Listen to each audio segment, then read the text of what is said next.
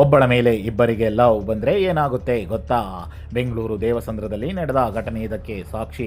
ಯುವತಿಯೊಬ್ಬಳ ವಿಚಾರಕ್ಕೆ ಇಬ್ಬರು ಯುವಕರು ಮುಖಾಮುಖಿಯಾಗಿದ್ದಾರೆ. ಒಬ್ಬನ ಹೆಸರು ರೋಷನ್, ಮತ್ತೊಬ್ಬನ ಹೆಸರು ಮಾಮು. ಇಬ್ಬರಿಗೂ ಒಂದೇ ಯುವತಿಯ ಮೇಲೆ ಪ್ರೀತಿ.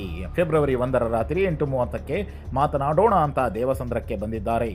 ಆದರೆ ಮಾತು ಜಗಳ ರಕ್ತಪಾತವಾಗಿ ಬದಲಾಗಿದೆ. ಮಾಮು ಜೊತೆ 10ರಿಂದ 15 ಮಂದಿ ಸ್ನೇಹಿತರು ಬಂದಿದ್ದಾರೆ. ಗುಂಪಾಗಿ ರೋಷನ್ ಮೇಲೆ ಹಲ್ಲೆ ಮಾಡಿದ್ದಾರೆ. ಕೋಪದಿಂದ ರೋಷನ್ ಕಲ್ಲು ಎತ್ತಿಕೊಂಡು ಹಲ್ಲೆಗೆ ಮುಂದಾದಾಗ ಆ ಕ್ಷಣದಲ್ಲಿ ಯುವಕರ ಗುಂಪು ರೋಷನ್ ಕುತ್ತಿಗೆ ಭಾಗಕ್ಕೆ ಚಾಕುವಿನಿಂದ ಮನಬಂದಂತೆ ಇರಿದಿದೆ. ರಕ್ತದ ಮಡುವಿನಲ್ಲಿ ಬಿದ್ದ ರೋಷನ್ನನ್ನ ಸ್ಥಳೀಯರು ಆಸ್ಪತ್ರೆಗೆ ಸೇರಿಸಿದ್ದಾರೆ. ಈಗ ಅವನ ಸ್ಥಿತಿ ಚಿಂತಾಜನಕವಾಗಿದೆ. ಘಟನೆ ಬಳಿಕ ಆರೋಪಿಗಳು ಪರಾರಿಯಾಗಿದ್ದಾರೆ. ಕೆಆರ್ಪುರಂ ಪೊಲೀಸ್ ಠಾಣೆಯಲ್ಲಿ ಪ್ರಕರಣ ದಾಖಲಾಗಿದೆ. ಮತ್ತಷ್ಟು ಕ್ರೈಮ್ ಸ್ಟೋರಿಗಳಿಗಾಗಿ ಚಾನಲ್ನ ಸಬ್ಸ್ಕ್ರೈಬ್ ಮಾಡಿ ಮತ್ತು ಫಾಲೋ ಮಾಡಿ.